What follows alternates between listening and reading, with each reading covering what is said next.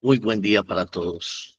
Doy la bienvenida a todos los que se están conectando en este momento a través de la red social de TikTok, los que me están acompañando en la emisión en vivo de este devocional a través de la red social de Meet y también, permítanme, y también saludo y doy la bienvenida a quienes están conectándose a la transmisión en directo de este devocional diario a través de nuestro canal de YouTube. Les pido a todos ustedes que, por favor, ayuden a promover este espacio todos los días, 7 de la mañana, a través de los diferentes canales en las redes sociales. En un rato, Google nos envía la grabación de este canal. Permítanme, de este video, perdón. Y entonces, un momento.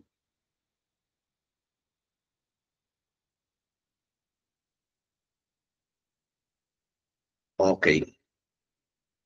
Les decía que en un momento recibimos de Google la grabación de este canal, de este video, perdón.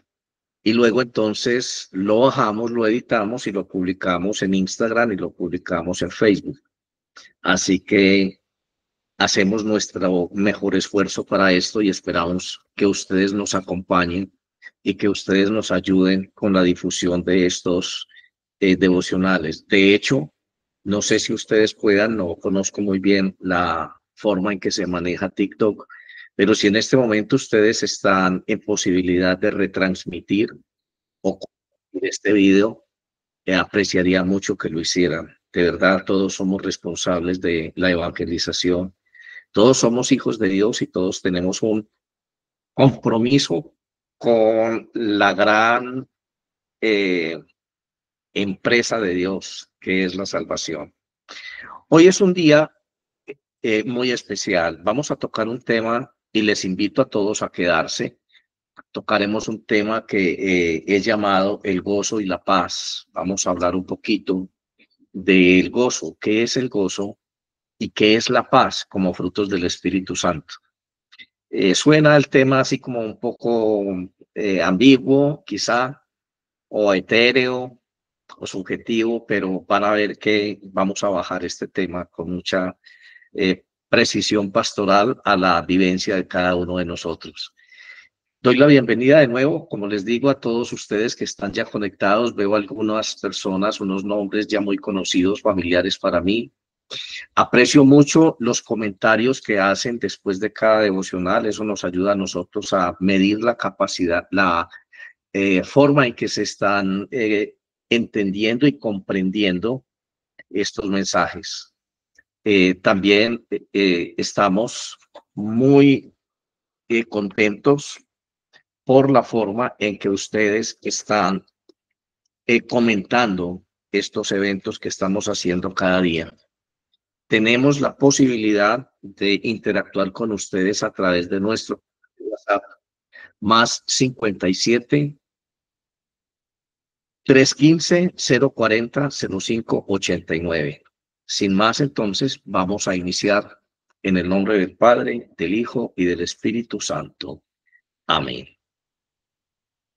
Nuestro salmo de hoy es el Salmo 100 y dice, este es un salmo de acción de gracias. Aclamad con júbilo al Señor toda la tierra. Servid al Señor con alegría. Venid ante Él con cánticos de júbilo. Sabed que Él es el Señor y que Él es Dios. Él nos hizo y no nosotros a nosotros mismos. Pueblo suyo somos y ovejas de su prado. Entrad por sus puertas con acción de gracias y a sus atrios con alabanza. Dadle gracias, bendecid su nombre, porque el Señor es bueno y para siempre es su misericordia. Su fidelidad es por todas las generaciones. Amén. Con este salmo que invita a estar alegres, a aclamar a Dios, que nos da una razón para tener una alabanza en nuestros labios permanente para Dios. Iniciamos entonces el tema de hoy, como ya les dije, vamos a hablar del gozo y de la paz. Y para esto vamos a tener como texto áureo un fragmento de la carta del apóstol Pablo a los Gálatas. Dice: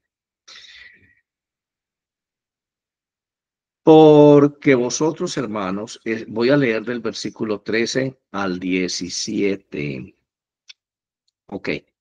Dice: porque vosotros, hermanos, a libertad fuisteis llamados.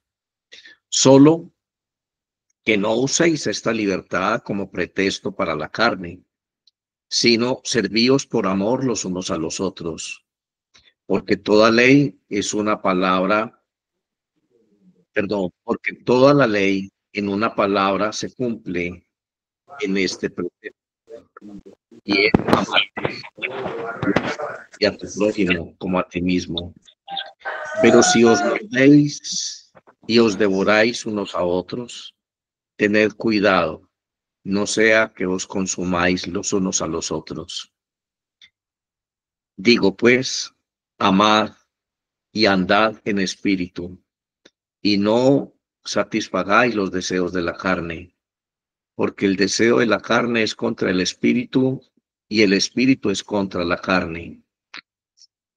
Pues voy a adelantarme al 22. Dije que hasta el versículo 17, pero voy a adelantarme al 22. Y es aquí donde quiero que concentremos nuestra atención. Mas el fruto del Espíritu es amor, gozo, paz, paciencia, benignidad, bondad, fidelidad, mansedumbre, dominio propio. Contra tales cosas no hay ley. Pues los que son de Cristo Jesús han crucificado la carne con sus pasiones y deseos. Inicia el apóstol haciendo una lista de los frutos del Espíritu. Y notemos que los dos primeros frutos del Espíritu que el apóstol está mencionando, de nuevo me está molestando. Un segundo, que creo que está mal conectada la batería del PC. Lo conecté bien, pero parece que no quedó haciendo buen contacto. Me disculpan un segundo, por favor.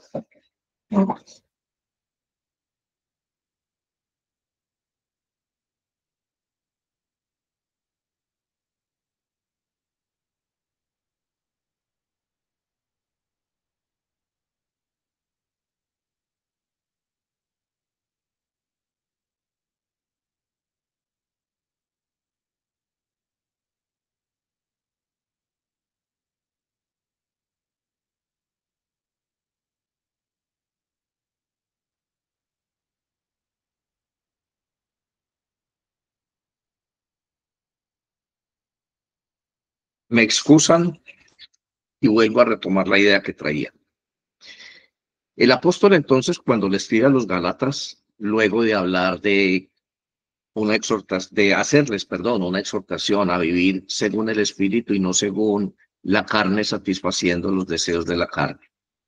Tenemos que el apóstol enumera una serie de frutos del Espíritu, y los dos primeros frutos del Espíritu que el apóstol menciona a los Gálatas es el amor, el gozo y la paz.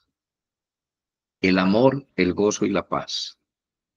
Ya hemos hablado del amor. En estos días estuvimos disertando acerca del amor ágape y nos concentramos básicamente en las formas en que nosotros podemos reconocer que este amor de Dios, el amor ágape, está operando en nuestra vida.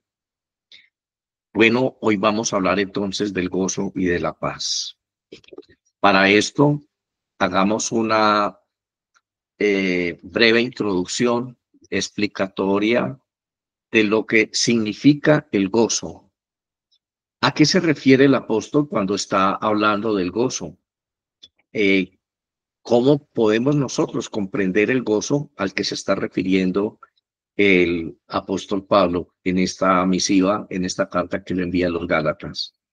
Pues hay una sola respuesta que está soportada en muchos textos bíblicos, como el Salmo 100 que acabamos de leer, y otros textos que nos invitan a nosotros a estar alegres, a cantar con alegría. El Salmo 150, cantemos a Dios con alegría. Así que este gozo, obviamente, en el contexto bíblico nos está diciendo a nosotros que Pablo se está refiriendo básicamente a estar alegres. Y esto nos lleva a considerar que el Espíritu Santo no es amargado. De pronto hay una idea muy generalizada en el sentido de conceptuar el Espíritu Santo como algo muy solemne, como algo muy ceremonioso, siempre por allá en una actitud muy trascendente, contemplativa y cosas así por el estilo. De pronto algunas malformaciones de la presencia del Espíritu Santo se ven en unas actitudes religiosas cuando las personas adoptan ciertas formas de expresión corporal como ay, como así, como a toda hora, como si estuvieran levitando.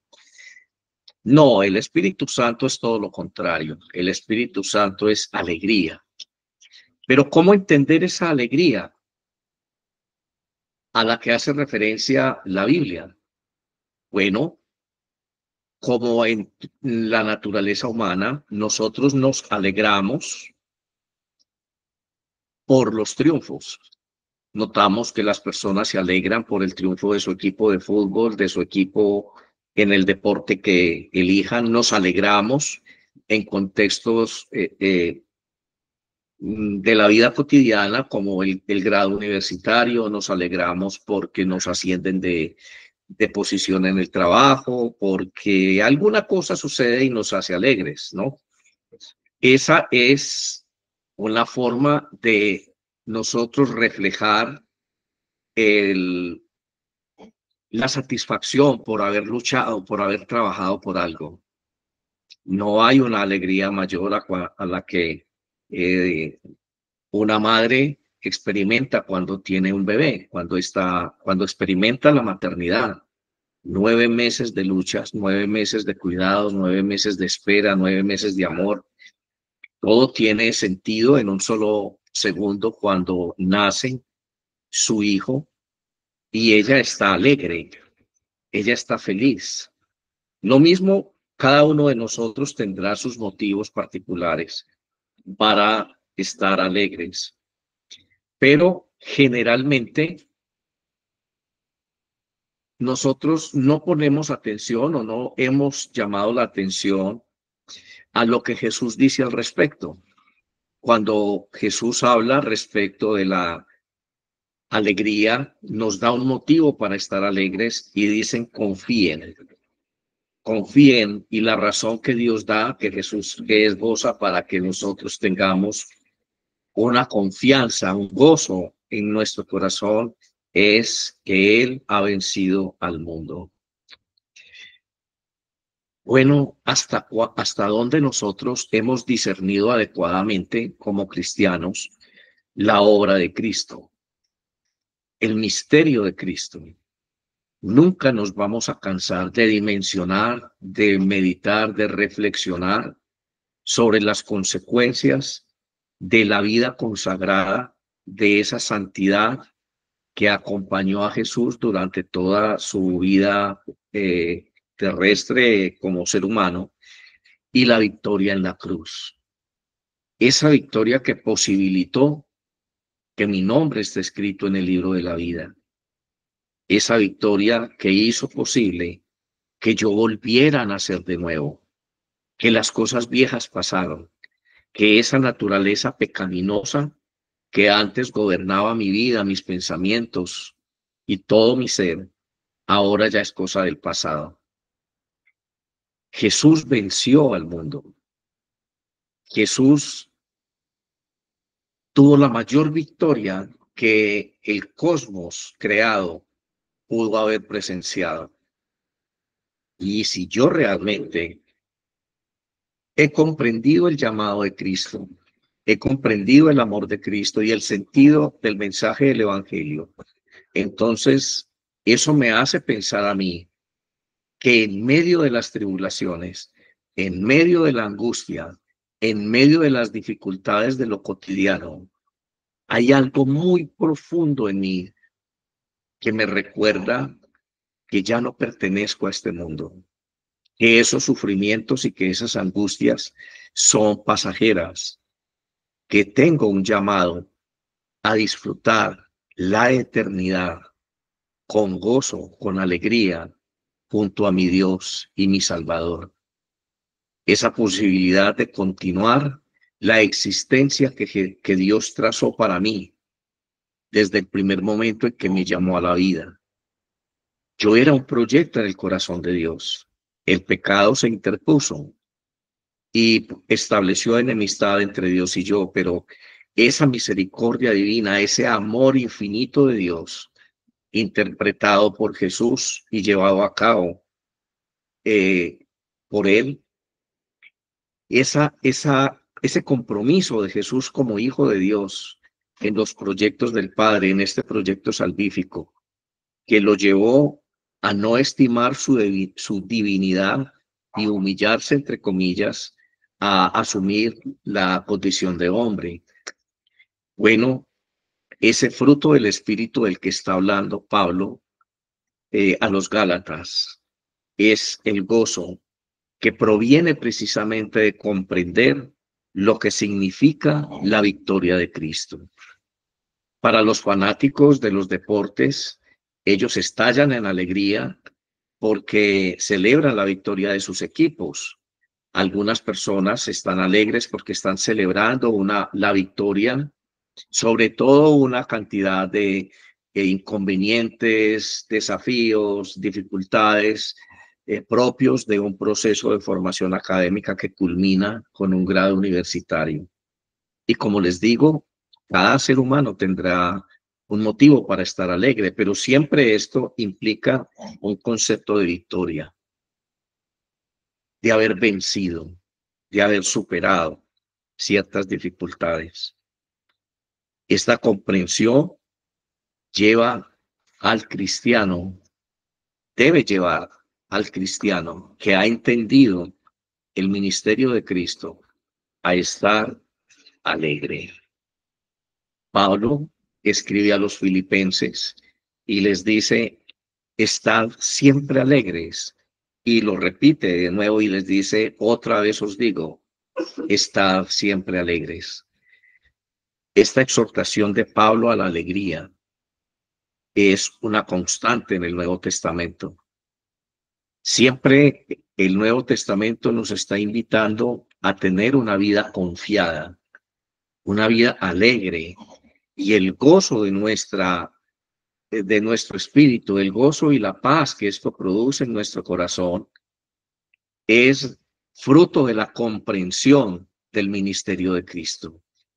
Tenemos nosotros entonces nuestra visión, nuestro corazón puesto en el reino de los cielos. No es estar felices en medio de el dolor, en medio de la angustia que genera las vicisitudes de este mundo. Lo que sucede es que los cristianos tenemos que aprender a llorar. Una cosa es usted llorar por la pérdida de un ser querido, llorar por algo que se le fue, que terminó, llorar por una decepción afectiva, llorar por una pérdida, llorar porque no pudimos vencer, porque no pudimos alcanzar la meta. Bueno, eso debe tener un nivel de comprensión en nuestra mente si somos cristianos. Es natural llorar. Jesús lloró cuando supo de la muerte de Lázaro. Jesús lloró cuando estaba mirando la ciudad de Jerusalén y decía, Jerusalén, Jerusalén, que matas a tus profetas. Las emociones humanas no contradicen el estado del gozo del espíritu. No son antagónicas. Un cristiano no debe perder la paz en medio del sufrimiento. Si me hago comprender, espero que ustedes lo puedan captar como yo estoy tratando de decírselos en este momento. Tenemos que saber llorar. Jesús supo llorar. Él tenía una esperanza. Él era la resurrección y la vida. Así que su llanto tenía un límite. Su llanto no era eterno. Su felicidad de estar en comunión con el Padre sí era eterna. Esa comunicación, esa convivencia que él tenía, esa relación de intimidad con el Padre sí era eterna. Así que después de llorar la muerte de Lázaro, Jesús hace una oración y le dice: Padre, gracias, porque ya has escuchado mi oración. Gracias, Señor. Y luego toma autoridad y llama a Lázaro a la vida. Lloramos, sí, lloramos. Nos ponemos tristes, sí, nos ponemos tristes.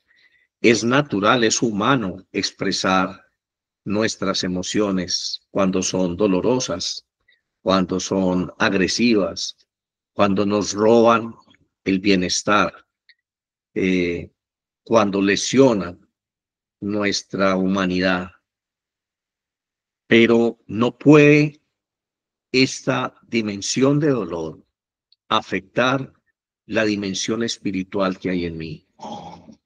Una cosa es yo sufrir un proceso de duelo y llorar por algo, lamentarme por algo en este mundo natural.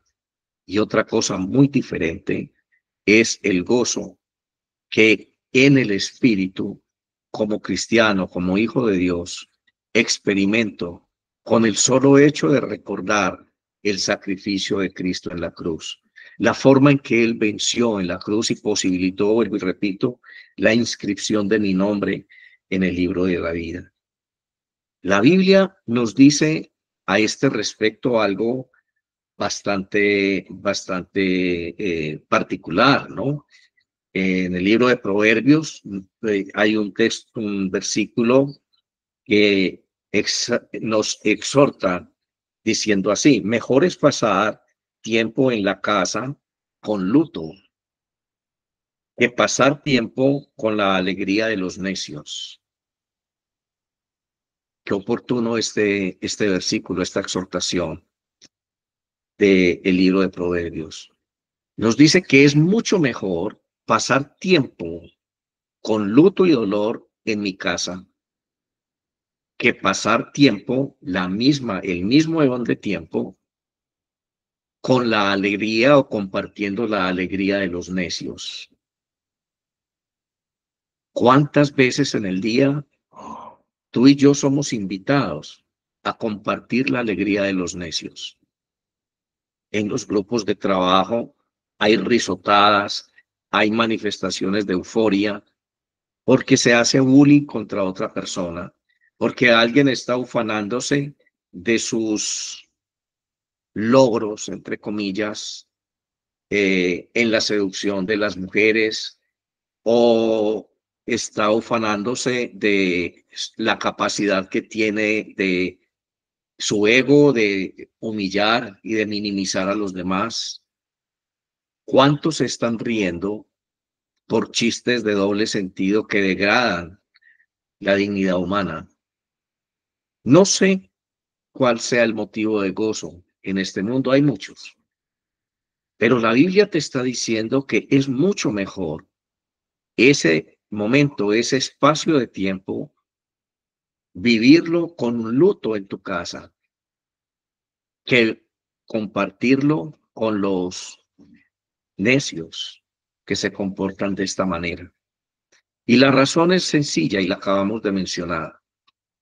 Estas personas, estos necios, no tienen un futuro espiritual. Su única razón para estar alegres son las circunstancias de este mundo. Muy diferente a usted y a mí, que tenemos vida espiritual, que tenemos la presencia del Espíritu Santo en nosotros, que nos dio la capacidad en nuestra inteligencia espiritual de conocer y discernir el llamado de Cristo a regresar a la presencia del Padre. ¿Y cómo lo hizo posible? A través de vencer al pecado y a la muerte en la cruz. Cuando los discípulos llegaron un día de regreso a Jesús, luego de haber sido enviados de dos en dos a adelantarse, a predicar el Evangelio con todo el poder que Jesús tenía. Ese poder, esa autoridad de Cristo, la fraccionó y la entregó, la compartió con sus discípulos. Eran 72 y los envió de dos en dos a todas las regiones posibles, los dispersó en toda el área para que predicaran el Evangelio, el mensaje de las buenas nuevas, ese mensaje de salvación que ya habían escuchado y aprendido de Jesús. Aún no había muerto él en la cruz, pero ya se estaba predicando el Evangelio que inició Juan Bautista, el último de los profetas: arrepentidos y bautizados, porque está cerca el reino de los cielos. Estos discípulos decían: ya llegó el reino de los cielos. Es Jesucristo, es Jesús de Nazaret. En su nombre venimos a hablarles de la justicia divina, a hablarles y a ponerles los ejemplos para que ustedes puedan comprender lo que es el reino de los cielos. El reino de los cielos es semejante a esto. Y hablaban en parábolas, las mismas que habían escuchado de Jesús. En medio de todo, también como en la vida pública de Jesús, se les presentaban las personas enfermas, los discapacitados, los que estaban endemoniados, los que estaban bajo el yugo de Satanás. Y ellos ordenaban, echaban fuera a los demonios, y cuando regresaron de esa misión, venían alegres, venían felices y le decían a Jesús: ay, Señor, hasta los demonios se nos sujetaban. Y Jesús les dice: alegraos, tengan gozo, alégrense, no tanto porque los demonios se les sujetan, sino alégrense porque sus nombres están escritos en el reino de los cielos. Y esta es la razón para estar alegres que establece el mismo Jesús, el mismo Dios hecho hombre. Él celebra anticipadamente su victoria.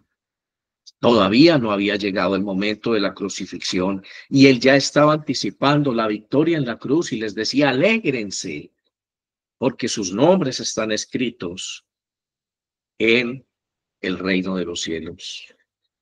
Así que la razón del gozo cristiano es nada más y nada menos que la confianza que produce entender que Cristo venció el mundo, que no hay dolor, que no hay circunstancia de aflicción que sea para siempre, que tu paso y el mío por este mundo es temporal, es un ratico.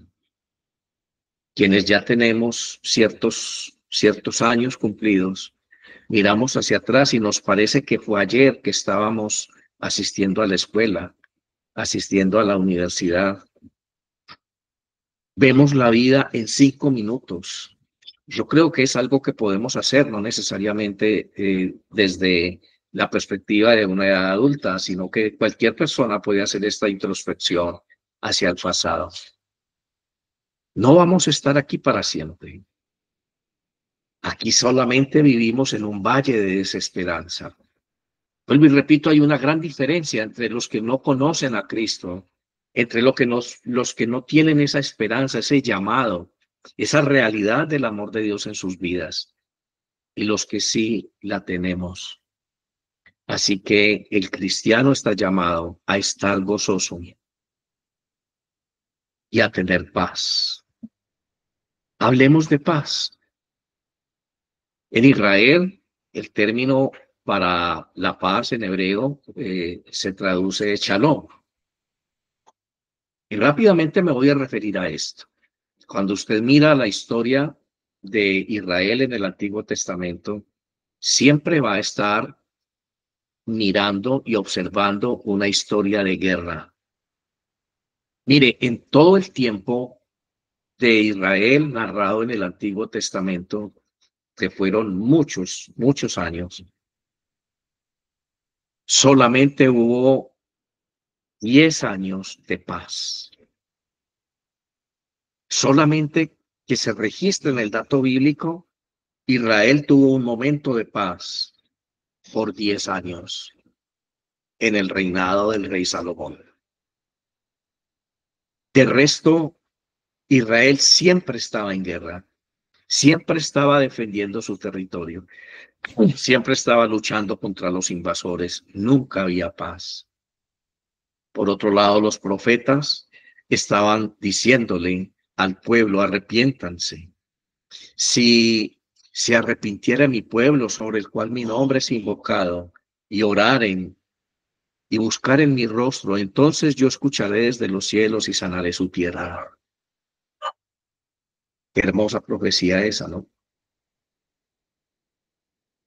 Todos los profetas estaban explicándole hasta el cansancio a Israel que no tenían paz porque habían roto la alianza, porque no cumplieron el pacto de la ley, porque no había paz entre ellos y su Dios. Israel aprendió esto. Nunca había una paz en su relación con Dios, porque fueron un pueblo hostil, un pueblo rebelde, un pueblo contrario a la voluntad de Dios, un pueblo que siempre se oponía a hacer la voluntad de Dios. Y entonces este saludo de Shalom entre los judíos era percibido, perdón, desde la perspectiva de ser un interludio, un breve espacio entre la agitación de la guerra. Cuando dos judíos se encontraban, y aún todavía se encuentran y se saludan con la palabra shalom y se despiden con la palabra shalom. Para el pensamiento judío, esto tiene una gran connotación.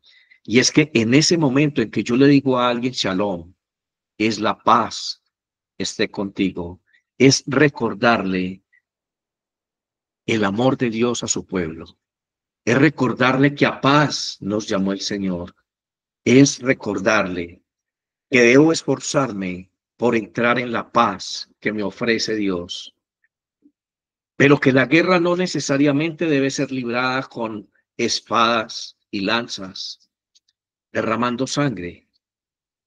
Era una invitación a librar la guerra interna, a vencerse a sí mismos, a encontrar en la ley la fuente de la felicidad y de la gracia de Dios.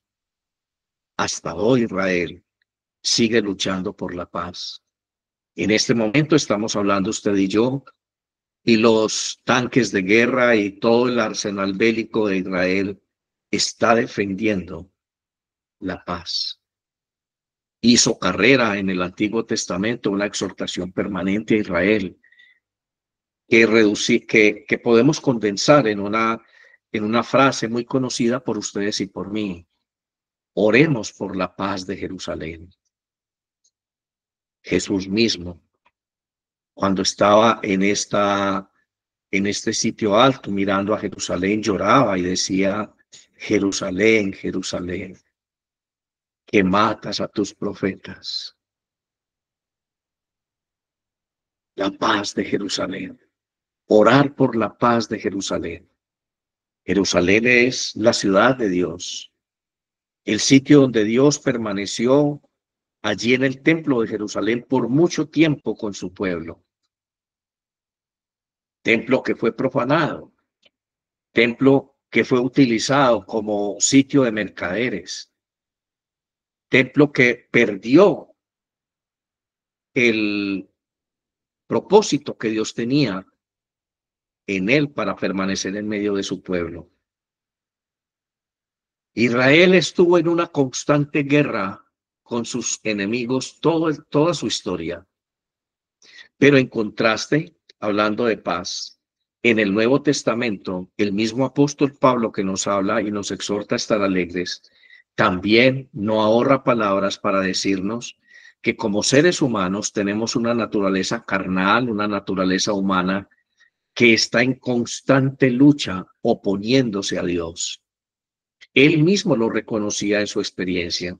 Y Pablo decía, porque las cosas que yo no quiero hacer son las que hago. ¿Quién me librará de este cuerpo de pecado y de muerte? Las cosas del espíritu no las hago regularmente. Siempre estoy luchando con esta carne que tengo, con esta naturaleza humana. ¿Quién me librará de este cuerpo de pecado y de muerte? Exclamaba el apóstol Pablo. Para Pablo era muy claro que el pueblo de Dios que se origina a través del sacrificio de Cristo también está en guerra. También usted y yo tenemos una guerra y necesitamos escuchar esa palabra shalom. Hoy más que nunca necesitamos escuchar esas palabras de Pablo a la iglesia de los Gálatas. La paz y el amor y el gozo estén con ustedes. En primer lugar, el amor, y ya hablamos de eso, pero hoy estamos hablando de el gozo, de la alegría. Hemos dicho, ¿qué dice Jesús acerca de la alegría? ¿Cuál es la razón que debemos tener como cristianos para estar alegres? Y también la necesidad de la paz. Para un israelita, escuchar shalom era tener 3 segundos, 5 segundos de abstracción de la realidad de la guerra. Entender que forma parte del pueblo de Dios y que a paz fue llamado. Entender como lo denunciaron los profetas a través de toda la historia de su pueblo, que las condiciones de guerra son simplemente el producto de la desobediencia, de haber roto el pacto de la alianza. Y usted y yo igual, hermano. Pablo se encarga en el Nuevo Testamento de decirnos que tenemos una naturaleza pecaminosa que contiende permanentemente con la voluntad del Espíritu. Hoy, vuelvo y repito, más que nunca necesitamos escuchar esas palabras de Pablo, que nos invitan a entrar en la paz del Señor, en el reposo del Señor. Esa palabra de paz y de regocijo que Pablo quiere que nosotros meditemos hoy es una invitación a cobrar fuerzas para luchar por el objetivo que Dios trazó en nuestro corazón, nuestra libertad.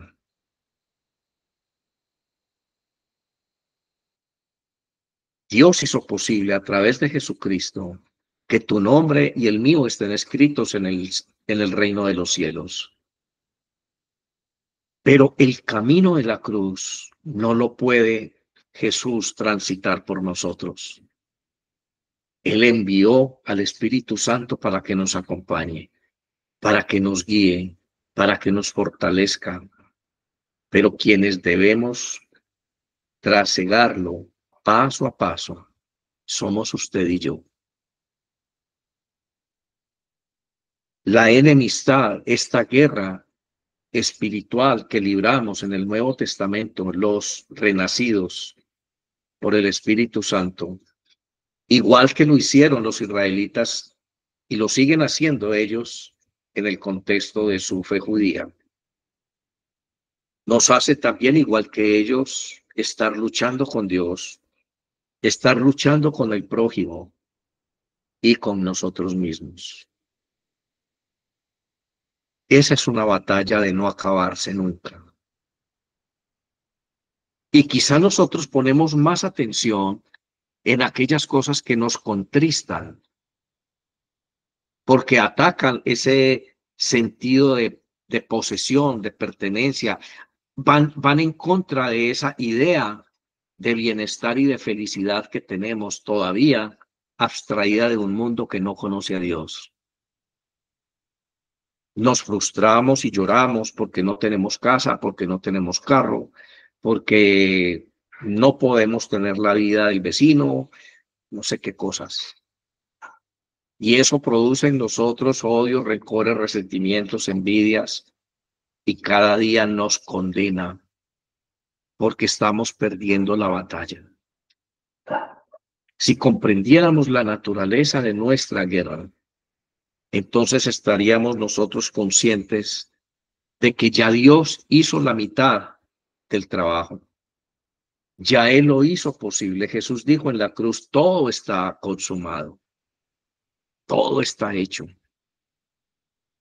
Vino Pentecostés y fluyó el Espíritu Santo en la iglesia y nace una iglesia con poder. Se transforma el carácter de los discípulos, ahora apóstoles. Eran personas miedosas, eran personas incultas, no sabían hablar en público, eran personas tímidas, ahora se convierten en verdaderos guerreros de la fe. Y con su predicación y su testimonio y con el fluir del Espíritu con poder en sus vidas, transformaron la historia de la humanidad. Lo menos que Dios espera hoy, hermano, es que tú y yo transformemos con el mismo Espíritu nuestra propia historia. ¿Me estás entendiendo? Estamos llamados a librar una batalla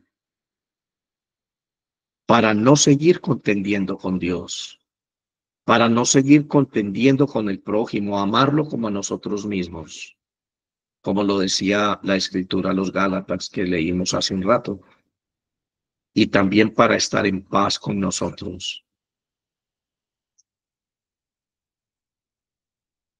Qué bueno que nosotros podemos hoy comprender desde esta perspectiva bíblica las expresiones de gozo y paz a las que hace referencia el apóstol en el contexto de la historia de Israel, de la experiencia de Israel y de nuestra experiencia como cristianos renacidos en el Nuevo Testamento. Hoy te invito, hermano, a guardar esta idea, este pensamiento en tu corazón. Hoy te invito a reflexionar en este mensaje muy seriamente y que tú te preguntes si estás en paz contigo mismo. ¿Estás en paz contigo mismo? ¿Estás en paz con tu prójimo?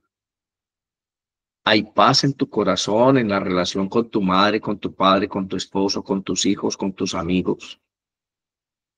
¿Estás con un corazón alegre, agradecido a Dios por lo que tienes, sin ambiciones, entendiendo que Dios es justo y que Dios te provee exactamente lo que tú necesitas, ni más ni menos, para gozar ampliamente de ese gozo y esa paz que Él hizo posible que tú y yo experimentemos a través de la obra de Cristo? ¿Dónde está nuestro corazón? ¿Dónde están nuestras guerras? A veces luchamos batallas que no tiene sentido luchar porque no pertenecen al rol de la vida cristiana. Oremos, Padre, hoy ponemos nuestro corazón en tu presencia y te pedimos, oh Dios, que aclares este concepto de gozo y paz que la vida cristiana propone para nosotros, que fuimos escogidos por ti desde antes de la creación del mundo para ser testigos de esta gran dispensación de gracia y de amor, para ser testigos en los últimos tiempos de la forma en que estás concluyendo la historia de la salvación que inició el día en que tuviste un diálogo con Adán y Eva en el paraíso y ha continuado a través de la historia de la humanidad hasta nuestros días. Somos parte de ese proyecto salvífico y queremos encontrar sentido a nuestra vida. Queremos entrar en el gozo y la paz, no como lo proponen las filosofías de este mundo en este último tiempo. No se trata de conceptos de paz asociados a filosofías como la nueva era y otras cosas, ni tampoco a filosofías humanas como los estoicos o como los epicúreos. La paz como concepción, como concepto humano, es muy diferente a la paz que propone la comprensión que da tu espíritu. Bendice hoy a mis hermanos, consuélalos, oh Dios, y otórgales paz en sus corazones, cualquiera que sea la circunstancia. Sé propicio a ellos, Señor. Guárdalos, consuélalos, sánalos y fortalécelos en este día, cualquiera que sea su situación. Yo los bendigo, Señor, en este instante en tu nombre, en el nombre de Jesucristo, tu Hijo, Dios y Señor nuestro, y con el poder y la gracia del Espíritu Santo. Amén. Dios les bendiga. Muchas gracias por estar con nosotros en este día. Mañana, último día hábil de la semana, pues hábil digo yo. Los espero a las 7:30 de la mañana para terminar esta semana con este ciclo de meditaciones en nuestro devocional diario. Un abrazo, Dios les bendiga y que estén muy bien.